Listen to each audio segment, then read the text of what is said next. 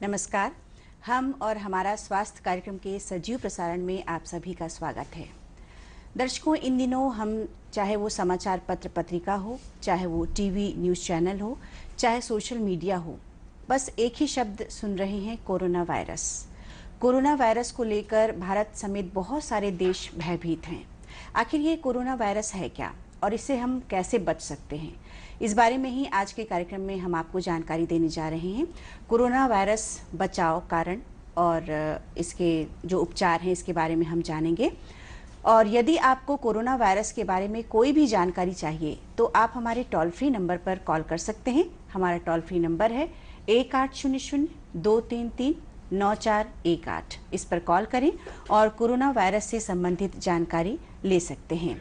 और हम आपको बता दें, कोरोना वायरस के बारे में जानकारी देने के लिए आज हमारे साथ स्टूडियो में मौजूद हैं डॉक्टर अनिमेश चौधरी, कंसल्टेंट बालको कैंसर संस्थान। डॉक्टर, स्वागत है आपका। नमस्ते मैडम। डॉक्टर साहब, सबसे पहले जैसे कि हमने अभी जिक्र किया कि चाहे वो सोशल मीडिया हो, चाहे वो पत्र पत्रिकाएं हो, चाहे वो टीवी न्यूज़ चैनल हो, सभी जगह जो है वो कोरोना वायरस को लेकर लोग भयभीत हैं। तो आखिर ये कोरोना वायरस है क्या? निशा जी, कोरोना वायरस जो है ये एक वायरस की प्रजाति है। कोरोना का मतलब होता है रॉयल क्राउन, मुकुट।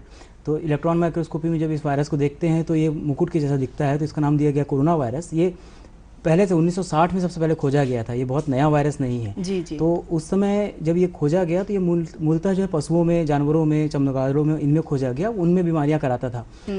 कुछ समय में ऐसा हुआ कि कुछ कोरोना वायरसेस जो है वो मनुष्य में बीमारी कराने लग गए।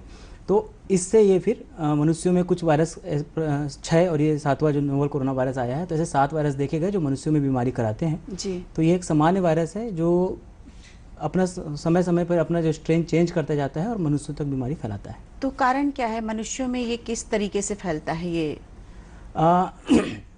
इससे पहले के जो कोरोना वायरस हैं उनको ये माना गया है कि ये चमगादड़ से मनुष्यों में आए हैं और साथ में कोई ना कोई इंटरमीडिएट होस्ट रहा है। जैसे सबसे पहले जो फैला था, एक वायरस फैला था सार्स, जो चाइना में ही फैला था 2002-2003 के आसपास।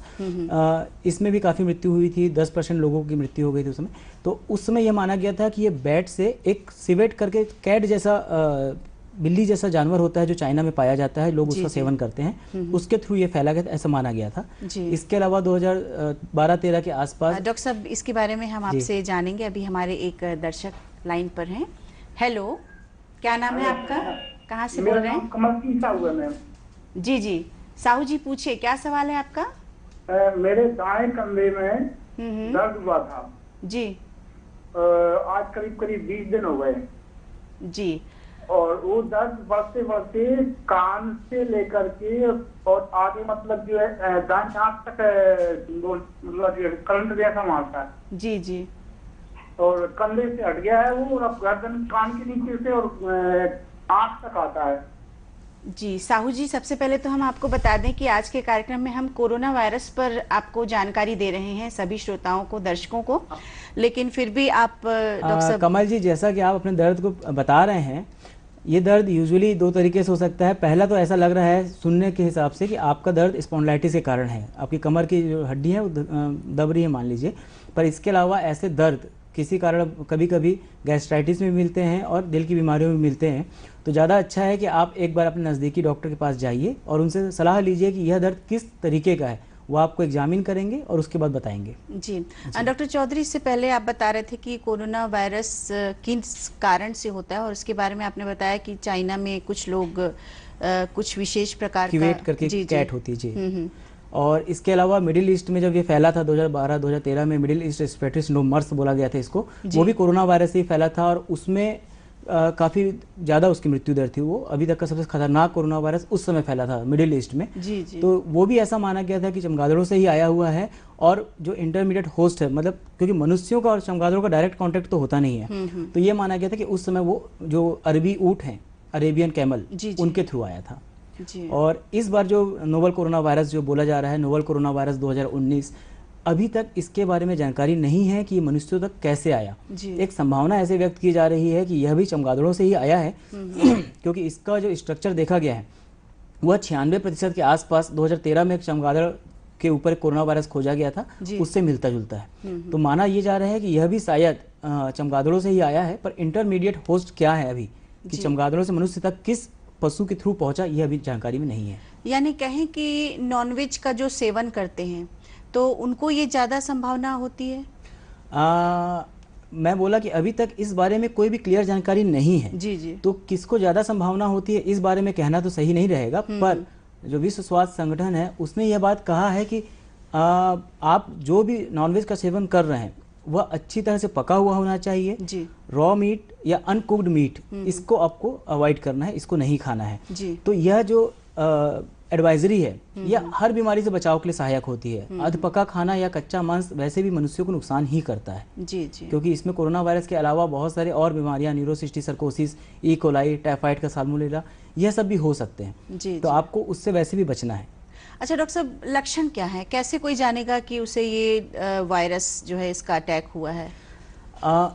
कोरोना वायरस के लक्षण सामान्य फ्लू के लक्षणों से ही मिलते जुलते हैं। कोरोना वायरस जो मनुष्यों में एक सामान्य सर्दी खांसी से लेकर सीवियर निमोनिया तक करा सकता है, पर अधिकांश केसेस में यह सामान्य सर्दी खांसी ही करा रहा है। तो किसी भी वायरल फ्लू में डिफ्रेंशिएट करना बहुत मुश्किल होता है। आप नहीं बता सकते कि यह कोरोना वायरस के कारण है, सामान्य इन्फ्लुएंजा के कारण है या H1N1 के कारण है। जी जी। अगर ये सामान्य है तो, पर अगर यह सीवियर निमोनिया में डेवलप हो रहा है तो फिर इसकी लेबोरेटरी जांच होती है आपके स्पूटम का या आपके सिक्रेशंस का, और उन स्पूटम की उन सिक्रेशंस की जांच के बाद ये कंफर्म होता है कि आपको किस वायरस के कारण या किस पैथोजन के कारण ये पर्टिकुलर सिम्टम्स आए हैं। जी जी। सिर्फ लक्षण देख के आप कभी नहीं बता सकते कि इसको कोरोना वायरस है। जी।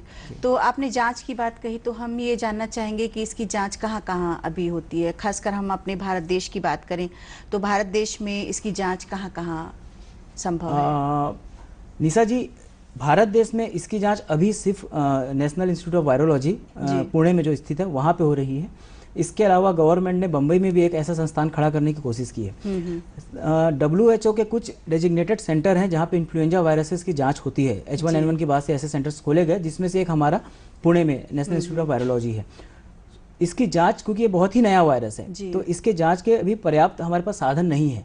हमें ये नहीं पता कि इसकी जांच कैसे करनी है, हमें यह भी नहीं पता है कि किस समय सैंपल लेना उपयुक्त है, कहाँ का सैंपल लेना उपयुक्त है, और उस सैंपल में किसकी जांच करना चाहिए, किन व्यक्तियों का सैंपल लेना चाहिए, जो ठीक हो चुके हैं उनका सैंपल लेना चाहिए कि नहीं लेना चाहिए, यह सब बातें अभी क्लियर नहीं है। जी जी। फिर भी एक जो इलेक्ट्रॉन माइक्रोस्कोपी के थ्रू हम पता करते हैं वायरल के पार्टिकल, वो जाँचें PCR टेक्निक कुछ जगह उपलब्ध हैं, और अभी CDC जो अमेरिका की कंट्रोल ऑफ डिसीज जो संस्था है, उन्होंने भी कुछ ऐसे किट्स बनाए हैं, पर यह किट्स सिर्फ और सिर्फ WHO डेजिग्नेटेड सेंटर्स पे ही उपलब्ध है, जिसमें से एक हमारा पुणे है। जी। डॉक्टर साहब, हमारे साथ एक कॉलर जुड़ चुके हैं।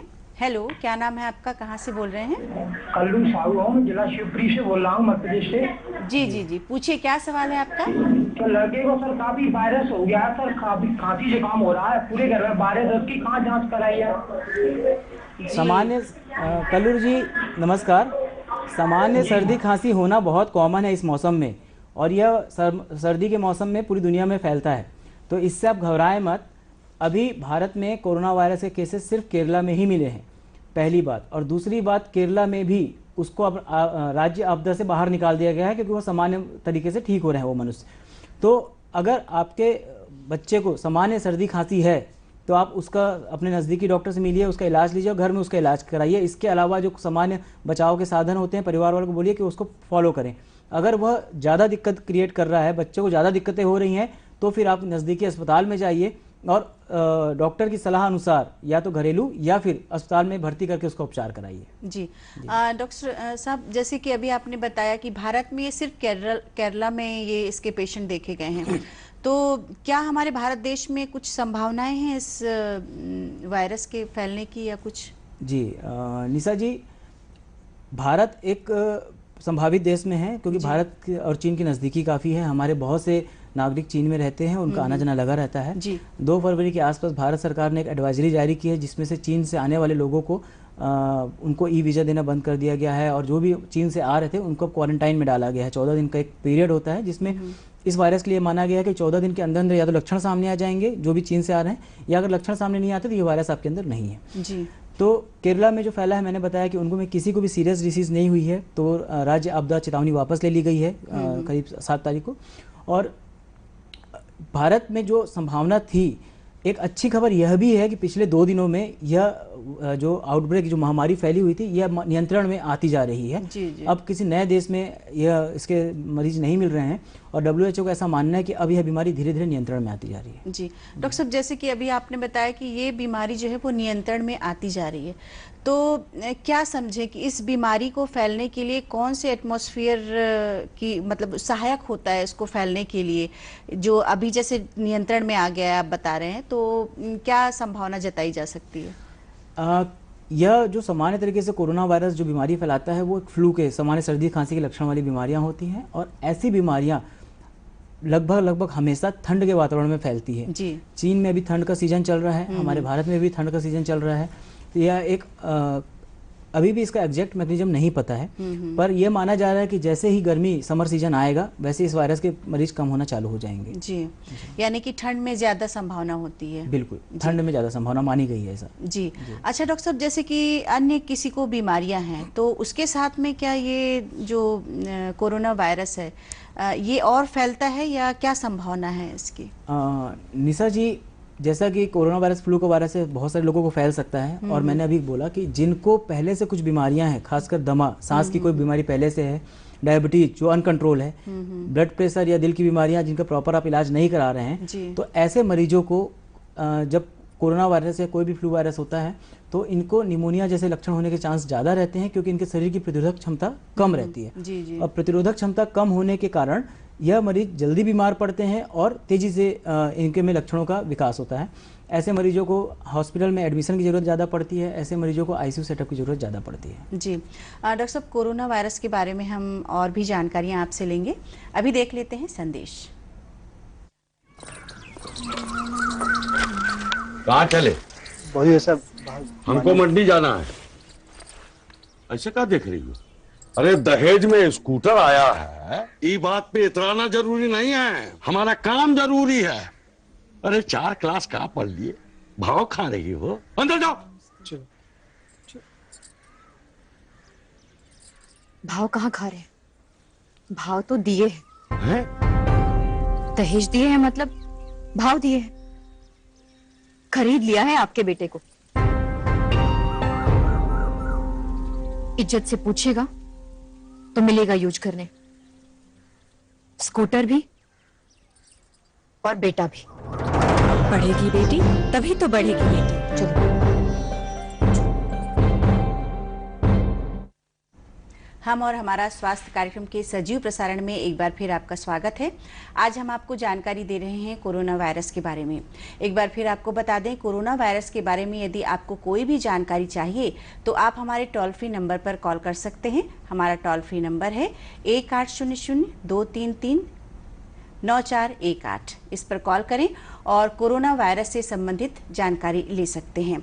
डॉक्टर साहब, जैसे कि हम आपसे चर्चा कर रहे थे कोरोना वायरस के बारे में, अभी हम ये आपसे जानना चाहेंगे कि कितना खतरनाक हो सकता है कोरोना वायरस? कोरोना वायरस निशा जी, अगर जैसे कुछ मरीज जो कि ओल्ड एज के हैं या फिर जिनको पहले से ही कुछ बीमारियां हैं, उनको यह तो निमोनिया और हम लोग acute respiratory distress syndrome ARDS बोलते हैं, जो कि एक जानलेवा बीमारी होती है, उतना खतरनाक हो सकता है। पर सामान्य तौर से इसका जो मोर्टेलिटी या मृत्यु दर है वो बाकी के कोरोना वायरस या बाकी जो बीमारियां हमारे आसपास है उसके मुकाबले काफ़ी कम देखी गई है अभी तक सिर्फ 2% ही देखी गई है। इससे पहले अगर मैं डिस्कस करूँ तो सार्स वायरस था जो चाइना में 2002 में फैला था, उसकी मृत्यु दर 10% मानी गई थी, हर 100 में से 10 व्यक्ति की मृत्यु देखी गई थी। जो मिडिल ईस्ट में फैला था कोरोना वायरस 2012 के आसपास, उसमें 35%। मैं आपको रोकना चाहूंगी, इसके बारे में हम आपसे जानकारी लेंगे। अभी हमारे साथ एक कॉलर जुड़ चुके हैं। हेलो, क्या नाम है आपका, कहाँ से बोल रहे हैं? जी, मैं मनीष बोल रहा हूँ सारंगगढ़ से। जी मनीष जी, पूछिए क्या सवाल है आपका? कोरोना वायरस के बारे में बहुत सारे अफवाह फैले हुए हैं, व्हाट्सएप पे भी आते हैं और फेसबुक पे भी। जी। मैं डॉक्टर साहब से कुछ कंफर्म करना चाहता हूँ जैसे कि इसमें एक है कि HIV वायरस के प्रोटीन इस वायरस के जीनोम में इनकॉर्पोरेट किए गए हैं, ऐसा बोलते हैं। इसके ट्रीटमेंट में यूज जो अभी तक जो सक्सेस मिला है HIV के दवाइयों से मिला है ना, ऐसा। क्योंकि HIV से काफी सिमिलर है, इसलिए इसका वैक्सीन बनाने में कठिनाई जा रही है, ऐसा। और इसका ह्यूमन से ह्यूमन ट्रांसमिशन बहुत फास्ट है। इन सारे अफवाहें हैं, इसको कुछ कंफर्म कर दें डॉक्टर साहब। मनीष जी, सबसे पहले तो ह्यूमन टू ह्यूमन ट्रांसमिशन की जो बात है वो सही है, पर वो सभी वायरस जिससे पहले भी जो कोरोना वायरस फैले हैं उनमें भी था। ऐसा नहीं है कि इसमें स्पेसिफिक ऐसा है। इसके अलावा जो अफवाहें हैं, जिसमें से आपने एक ने बोला कि आजकल जो सोशल मीडिया में एक अफवाह चल रही है कि कुछ लोगों ने पाया कि इसमें कुछ वायरस HIV के पाए गए हैं, तो आपको मैं बता दूं कि जिस समय यह स्टडी पब्लिश हुई, ये तुरंत विदिन मतलब कुछ घंटों में ही ये स्टडी वापस हटा ली गई थी। तो यह स्टडी, क्योंकि यह ऐसा माना गया कि बहुत जल्दबाजी में यह स्टडी दिखा दी गई है, कभी भी क्लियर नहीं है कि इसका स्ट्रक्चर किसी से मिलता है कि नहीं। यह बहुत सारी अफवाहें चल रही हैं कि यह एक बायो वेपन के तौर पर डेवलप किया गया था या बहुत सारी चीज़ें, पर ऐसा कुछ संभावना, ऐसे चीज़ों की संभावना एक्चुअली में बहुत कम होती है, क्योंकि यह दुधारी तलवार होते हैं ऐसी चीज़ें। यह बोलना कि HIV की कुछ वैक्सीन देखी गई हैं जो इसके इलाज में काम आ रही हैं, तो वह अभी कंफर्म नहीं हुआ है कि वह वैक्सीन इसमें असरदायी है कि नहीं। पर HIV एक वायरस है, और कोई भी एंटीवायरल वैक्सीन, क्योंकि कुछ वायरस के काम करने के जो टेक्निक्स होती हैं उनमें बहुत सारी वैक्सीन काम आती है। जैसे हम किसी इन्फेक्शन के लिए एक एंटीबैक्टीरियल लेते हैं तो वह दूसरे इन्फेक्शन में भी काम आता है। तो इसी संभावना के तहत कुछ HIV वैक्सीन की जो दवाइयाँ हैं वो इस वायरस पर ट्राई की जा रही हैं, पर उनका असर कितना है ये भी किसी को पता नहीं है। जी। और ये बोला गया है कि इसकी वैक्सीन क्यों नहीं बन पा रही है, तो इसकी वैक्सीन इसलिए नहीं बन पा रही है, ऐसा नहीं है कि HIV के से मिलता जुलता ये है। इसकी वैक्सीन बनाने की कोशिशें हो रही हैं। वैक्सीन नहीं बनने का कारण है बहुत नया वायरस है, सिर्फ 2 से ढाई महीने ही हुए हैं आए हुए। और एक सामान्य होता है कि अगर कोई वैक्सीन बनती है तो वैक्सीन बीमारी से बचाव के लिए होती है, तो कम से कम 1 साल लगता है किसी वैक्सीन को बनने में। अच्छी खबर यह है कि चाइना में कुछ खबरें आई हैं कि शायद इसकी वैक्सीन बना ली गई है, पर उसका अभी जानवरों पर प्रयोग चल रहा है। जी डॉक्टर साहब, एक और हमारे कॉलर जुड़ चुके हैं। हेलो, क्या नाम है आपका, कहाँ से बोल रहे हैं? हेलो। हाँ जी। जी, अपना नाम बताएं और क्या सवाल है? नया रायपुर, छत्तीसगढ़। जी, पूछिए, क्या सवाल है आपका? डॉक्टर साहब से मेरा ये सवाल है कि ठीक है, कोरोना वायरस अभी इतना स्प्रेड नहीं हुआ है जी, लेकिन अगर मान लीजिए छत्तीसगढ़ में किसी को ये इन्फेक्शन ट्रेस होता है तो लोकल लेवल पे क्या इलाज संभव है? जी। और मेरा दूसरा सवाल ये है कि जैसे केरला में अभी 3 इन्फेक्टेड पेशेंट मिले हैं जी, तो उनका क्या ट्रीटमेंट हो रहा है और उनके बचने की संभावना क्या है? जी प्रकाश जी, दूसरा सवाल पहले। मैंने इस चीज़ को अभी यहाँ बताया कि केरला के जो 3 मरीज थे, जब केरला के वो मरीज मिले तो उस समय केरला में एक राज्य आपदा घोषित की गई थी, और अब 3 दिन पहले वो राज्य आपदा हटा दी गई है क्योंकि वह 3 मरीज पूर्णतः सुरक्षित हैं। जी। दूसरा जो पहला सवाल था उसका आंसर ये था कि इलाज का क्या करना है। तो अभी कोरोना वायरस के लिए कोई स्पेसिफिक इलाज अभी तक नहीं आया है कि यह पर्टिकुलर दवाई लेंगे तो आप ठीक हो जाएंगे।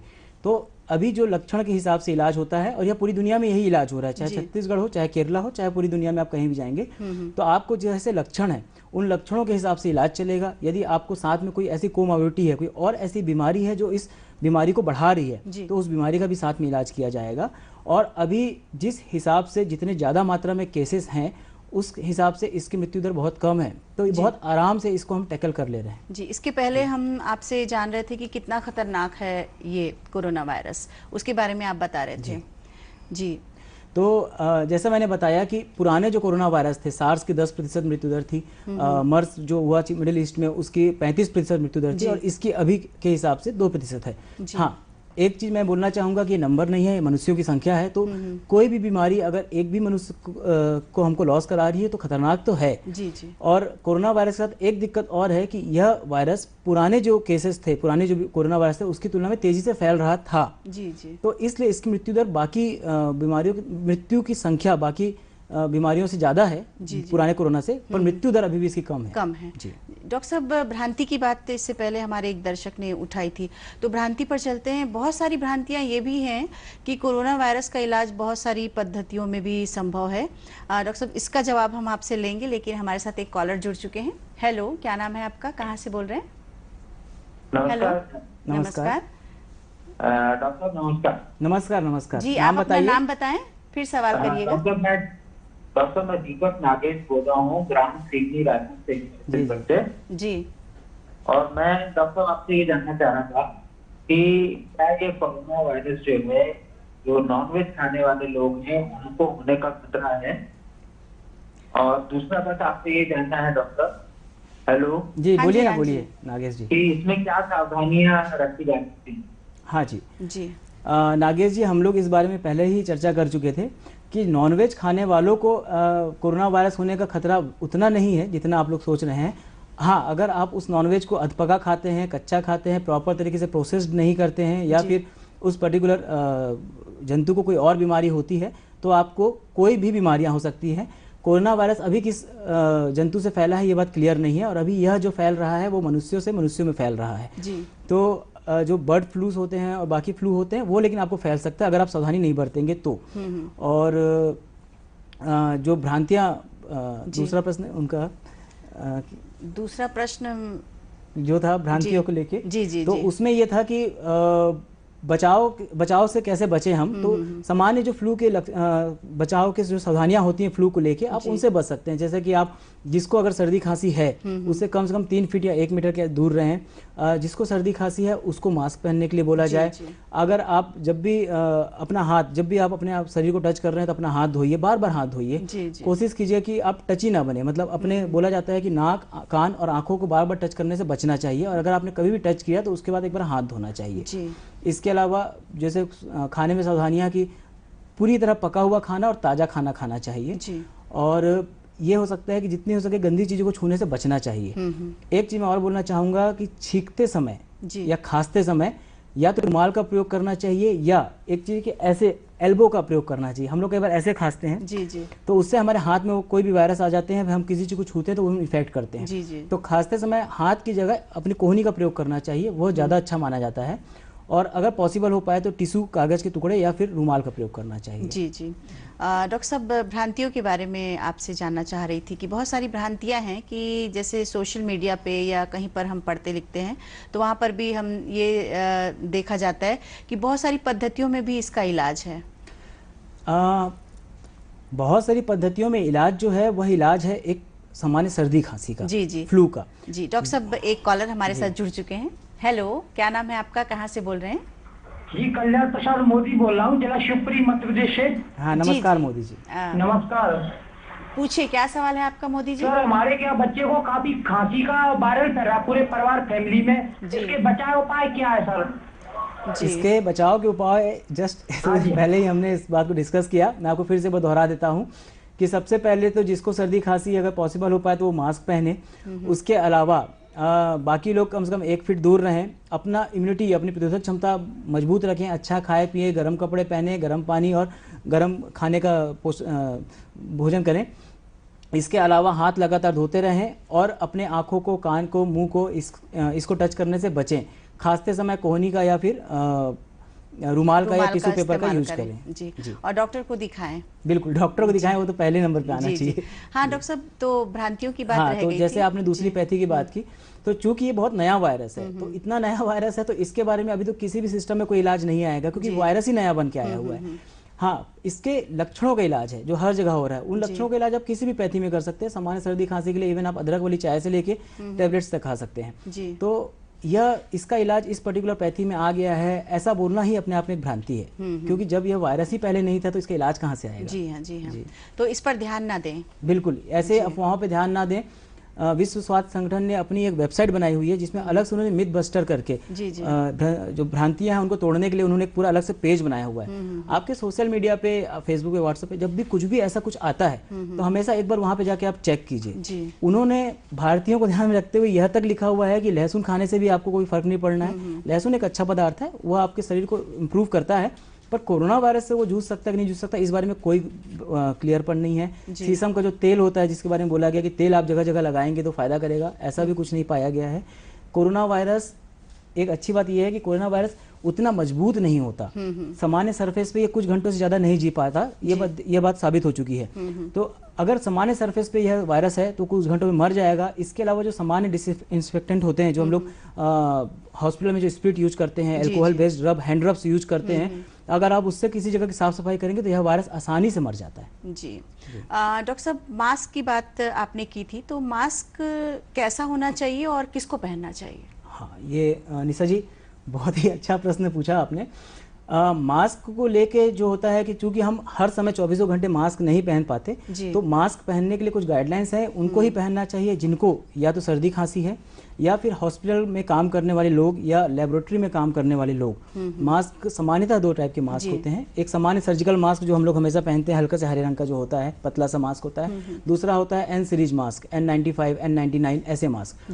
तो जो N95, N99 मास्क होते हैं, ये बहुत बारीक पार्टिकल्स को अंदर जाने से रोक सकते हैं और ये थोड़े महंगे आते हैं और ये आसानी से उपलब्ध नहीं है। तो ऐसा माना गया कि लेबोरेटरीज वर्कर्स को इनको यूज करना चाहिए। सामान्य जो सर्जिकल मास्क होते हैं वो आसानी से उपलब्ध हैं, पर सामान्य जनता के लोग को अभी भी उसको यूज करने के लिए जरूरत नहीं है इन वायरल फीवर से बचने के लिए। जिनको सर्दी खांसी है वो इनको पहने ताकि दूसरों के इन्फेक्शन ना फैले, या ऐसे लोग जो स्वयं कमजोर हैं और उनको किसी सर्दी खांसी के मरीज की या दमा के मरीज का देख रेख करनी पड़ रही है, तो वैसे लोगों को पहनने के लिए बोला गया है। तीसरा, किन लोगों को मास्क पहनना है? जो लोग भीड़ में शामिल हो रहे हैं, किसी धरना प्रदर्शन में शामिल हो रहे हैं, किसी राजस्व टाइप की चीजों में शामिल हो रहे हैं, किसी मूवीज अगर जा रहे हैं, मेले में शामिल हो रहे हैं जी। कोई भी भीड़ वाली जगह, हाँ, किसी भी भीड़ वाली जगह पे ऐसे किसी भी फ्लू के फैलने की संभावना ज्यादा रहती है, वहां पे आप मास्क पहन सकते हैं। जी डॉक्टर साहब, हमारे दर्शकों के लिए जाते जाते ये बता दीजिए कि किस प्रकार का ध्यान रखें ताकि वो कोरोना वायरस से बच सके और भ्रांतियों से भी बच सके, और किस प्रकार का जो इलाज है, वैक्सीन या दवाइयों की बात बीच में आपने कही थी, क्या वो वैक्सीन या दवाई अभी इसके लिए आ गया है? इसके बारे में भी जानना चाहेंगे।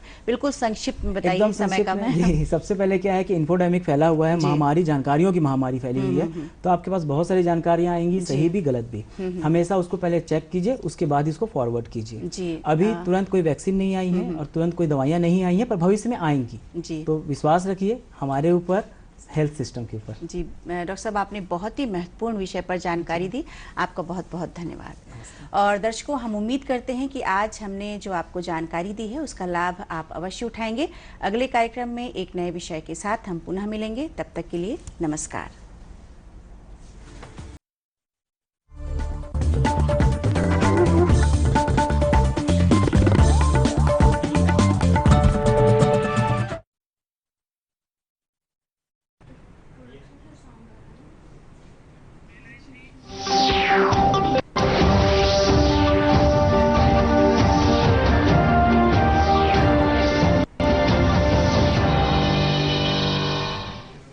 नमस्कार, आप देख रहे हैं दूरदर्शन मध्य प्रदेश और इस समय के प्रमुख समाचारों के साथ मैं हूं स्वाति सिंह। बुलेटिन की शुरुआत करते हैं हेडलाइंस के साथ।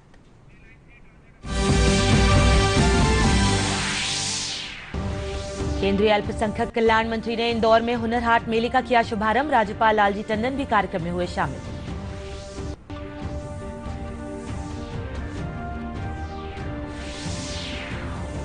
मंडला के रामनगर में 15 फरवरी से 2 दिवसीय आदि उत्सव का होगा आयोजन। समारोह की तैयारियां जारी, केंद्रीय इस्पात राज्य मंत्री ने दी जानकारी।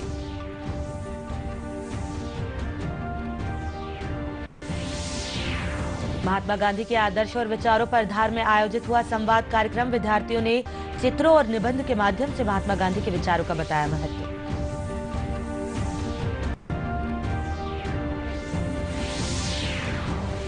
सेना के 850 पदों के लिए अमरकंटक में आयोजित की जा रही है सेना भर्ती रैली। कड़ाके की ठंड में जोशीले प्रतिभागी दिखा रहे हैं अपना दमखम।